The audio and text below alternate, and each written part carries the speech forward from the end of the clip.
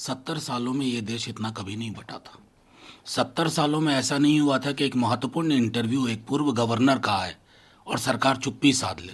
70 सालों में ये नहीं हुआ था कि मॉब लिंचिंग को लेकर के सर्वोच्च न्यायालय को कहना पड़े। 70 सालों में ये नहीं हुआ था कि आज़ाद ख्याली और फ्रीडम ऑफ एक्सप्रेशन के लिए सुप्रीम कोर्ट को इंटरवीन करना पड़े। 70 सालों में ये नहीं हुआ था कि विपक्ष के दलों को सीबीआई, ईडी, आईटी के जरिए आप साध करके जेल भेजवाने की तैयारी करो। 70 साल में जेपी नड्डा जी बहुत सारे वैसे गंदे काम नहीं हुए थे जो आपके दौर में हो रहे हैं। आईना सामने रखिए। एक बहुत पुराना शेर है, जब कभी दूसरों पर तबसरा कीजिए, सामने आईना रख लिया कीजिए।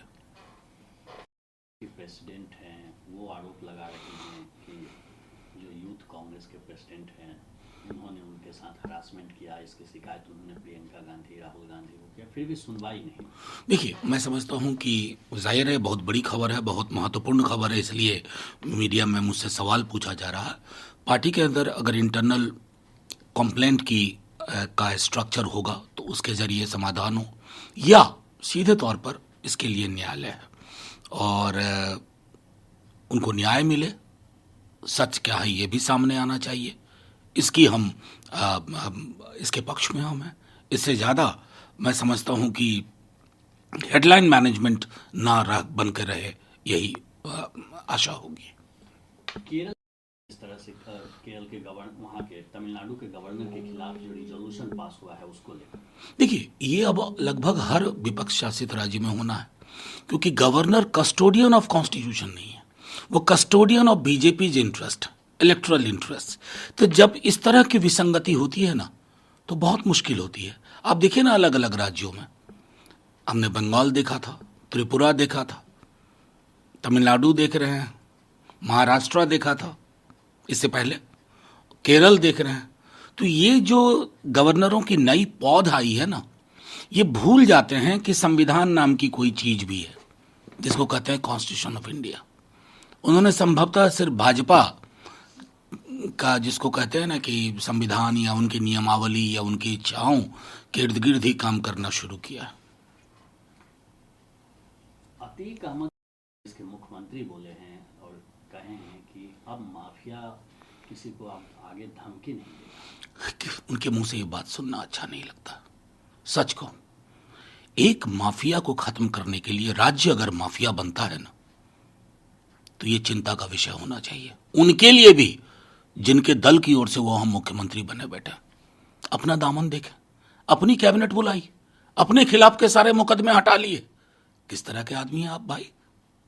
और हम तो आज भी, मैं बार बार कहता हूं, लोकसभा में आपकी बिलखती तस्वीर देखी थी, संभवतः 10 से 11 दिन आपको जेल में रहना पड़ा था। तो ये तय मानिए, कानून आपसे भी हिसाब किताब कर लेगा। आज नहीं कर पा रहा होगा, लेकिन न्यायालय संज्ञान ले रहा है।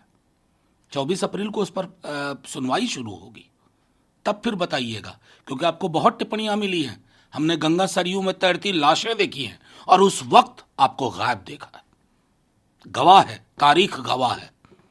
काबे किस मुंह से जाओगे गालिब? कि जिस तरह से संविधान को एक किनारे रखा जा रहा है अतीक के इनकाउंटर पर, ये बिल्कुल सही बात है। डे 1 से हम कह रहे हैं, हमारे पार्टी के लीडर तेजस्वी जी ने कहा है, सब लोगों ने कहा है। देखिए, फिर तो मैं तो बार बार कहता हूं कि यार, नाथूराम गोडसे, देश का पहला आतंकवादी, उसको ट्रायल मिली। इंदिरा जी के हत्यारों का ट्रायल हुआ। ट्रायल रूल ऑफ लॉ का नियामक है। आप नियामकों को खत्म कर रहे हैं। ये मध्ययुगीन बर्बरता का उत्सव गान गाने वाला एक संस्कृति आप पैदा कर रहे हैं। उस संस्कृति के लिए कोई जगह नहीं है एक संविधान सम्मत समाज में। जैसा यार स्ट्राइक के लिए जो पॉलिटिकल विल पावर होता है वो नहीं मिला, और इसलिए नहीं, बहुत पॉलिटिकल विल पावर की बात कह रहे हैं साहब, तो मैं क्या कहूं। लेकिन पॉलिटिकल विल पावर था कि पाकिस्तान के टुकड़े हो गए और बांग्लादेश बना।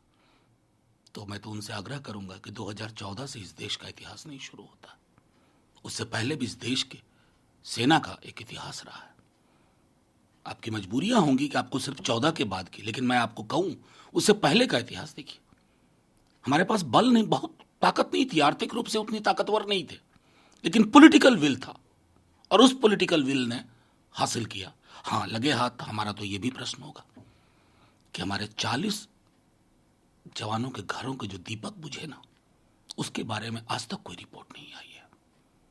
रोंगटे खड़े हो जाते हैं सोच करके। नमस्कार, मैं हूं मानक गुप्ता। अगर आपको हमारा ये वीडियो पसंद आया हो तो इसे लाइक और शेयर जरूर करें और हां, हमें सब्सक्राइब और फॉलो करना ना भूलें ताकि आप देश और दुनिया की कोई खबर मिस ना करें। तो जुड़े रहिए हमारे साथ और देखते रहिए न्यूज़ 24।